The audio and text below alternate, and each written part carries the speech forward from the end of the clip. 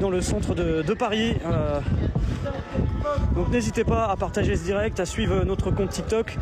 Dès lors que vous quittez le live, si vous voulez revenir après, vous avez sur suivi l'onglet, vous avez les comptes que vous suivez en live pour venir et revenir sur le direct. Et nous, on va continuer de faire le job du mieux possible, à vous montrer ce qui se passe ici, donc dans le centre de Paris, avec tous les faits qu'on vous résume depuis maintenant près de 14 heures. On a commencé le live à 14 heures.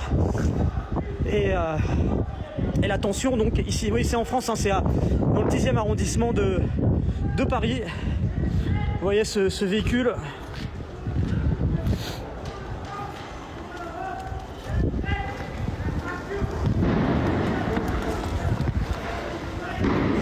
Alors on entend du bruit là-bas.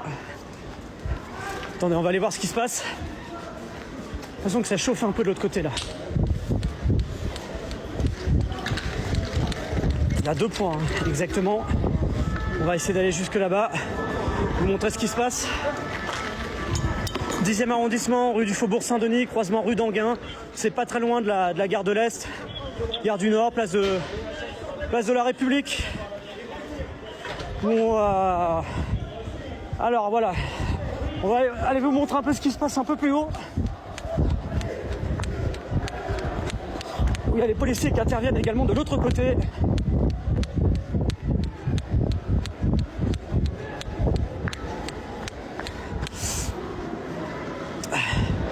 Excusez-moi si ça tangue un peu, j'essaie de faire de mon mieux possible pour vous informer et vous montrer ce qui se passe.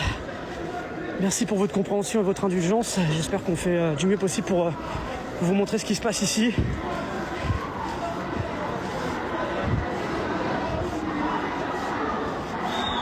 De l'autre côté, c'est un peu chaud aussi là-bas.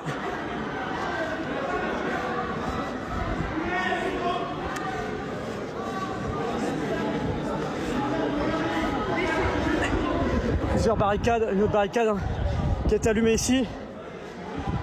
Et les policiers qui se trouvent là. Salut. Salut à toutes et tous, on est en live ici à Paris, 10e arrondissement.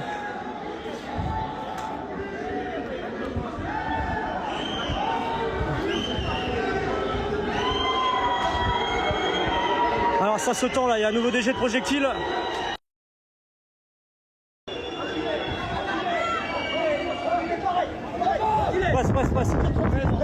Passe, c'est bon, c'est bon. Madame, reculez. Voilà, il y a des tirs de LBD.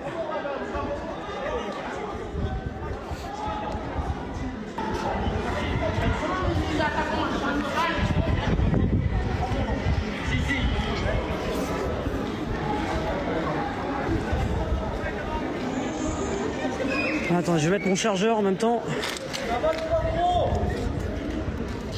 Oui, mais cousin, toi aussi, s'il te plaît.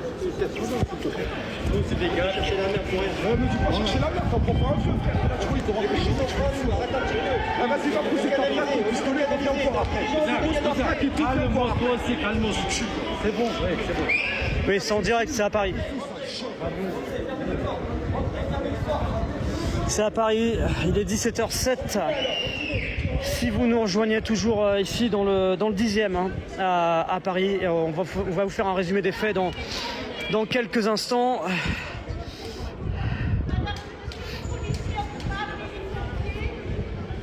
J'ai appelé madame.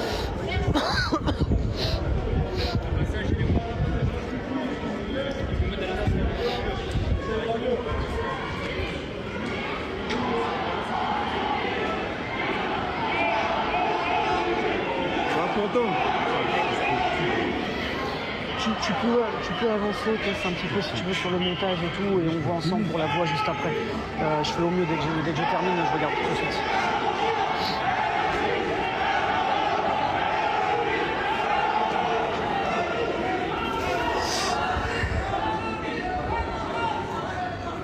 Alors, je vais vous faire un résumé à 17h08 et je vous dis tout parce que vous m'entendez parler un peu en off aussi. C'est parce qu'on discute aussi avec la rédaction sur le reste des contenus de la journée qu'on va vous publier dans notre fil sur TikTok, que vous pourrez suivre un petit peu plus tard dans la journée. Mais vous dire donc qu'on est ici pas très loin de Strasbourg-Saint-Denis, pas très loin de la place de la République, et c'est ici que des fortes tensions ont eu lieu il y a environ 30 minutes maintenant et ont tendance à se poursuivre, mais de façon moins intense sur ces dernières minutes. Qu'est-ce qui s'est passé précisément à midi? Donc 69 ans, est arrivé avec une arme à feu, a tiré sur plusieurs personnes devant un centre culturel kurde. Il y a 6 personnes qui ont été touchées, il y a 3 morts, un blessé grave, 2 autres blessés. L'homme de 69 ans a été interpellé, il était connu des autorités pour crime justement à caractère raciste, vu qu'il avait attaqué il y a 1 an un camp de migrants au sabre. Il était en prison, il a été libéré le 12 décembre dernier et 10 jours plus tard donc il est venu avec cette arme à feu. Il s'en est pris à des Kurdes et ces Kurdes ils sont venus ici par centaines exprimer dans un premier temps leur émotion mais aussi leur colère. Pour eux les commanditaires de cet acte c'est la Turquie, ils visent expressément Recep Tayyip Erdogan. Et il y avait Gérald Darmanin qui était là, le ministre de l'Intérieur, qui est venu sur place, il s'est exprimé et quand il est parti il y a eu des tensions très importantes.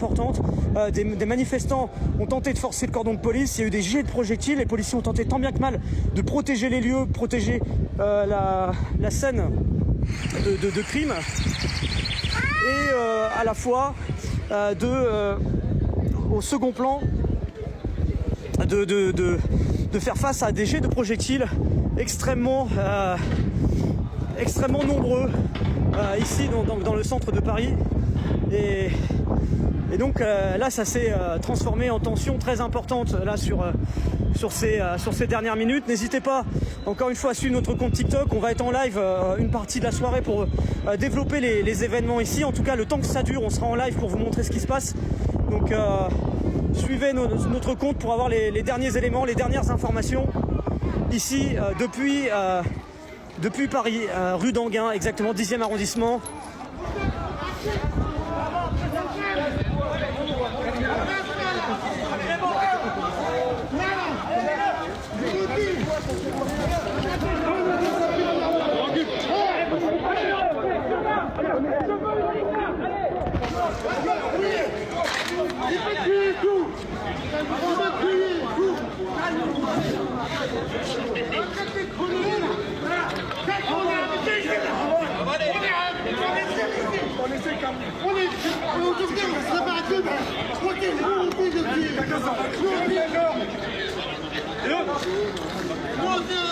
Je vais vous faire un résumé pour ceux qui nous rejoignent. J'essaie de faire des résumés tous les 5 à 10 minutes à peu près en moyenne. Tous les 5 à 10 minutes à peu près, j'essaie de vous résumer un peu ce qui se passe. On priorise sur l'image pour ceux qui nous regardent et vous dire que c'est bien des images qui sont en direct parce que je sais que des fois il y a des gens qui sont retrouvés sur TikTok piégés par des faux lives. C'est bien en direct, il est 17h11, on est à Paris et vous êtes bien sur le compte TikTok de Brut qui essaye du mieux possible de vous informer, de vous montrer ce qui se passe ici à Paris avec donc ces tensions depuis près de 45 minutes maintenant après le départ du ministre de l'Intérieur Gérald Darmanin. Les Kurdes qui ont exprimé leur colère avec beaucoup de tension, beaucoup de violence aussi au moment où Gérald Darmanin, le ministre de l'Intérieur, a quitté les lieux. Des dizaines, centaines de personnes qui ont tenté de forcer un cordon de police qui n'était pas du tout préparé à ça. Les policiers étaient très largement en sous-effectif, très largement sous-équipés et la tension est montée d'un coup de façon extrêmement forte. Et là, ça a tendance à redevenir un petit peu plus calme, mais les gens sont toujours présents sur place. Il y a toujours quelques centaines de personnes qui se trouvent maintenant derrière ce cordon de police et la tension a tendance à remonter légèrement par moment, mais on n'est plus dans l'épisode de tout à l'heure qui était clairement totalement surréaliste ici avec des scènes extrêmement violentes. On va essayer d'aller voir, de passer de l'autre côté du cordon policier. Et voilà.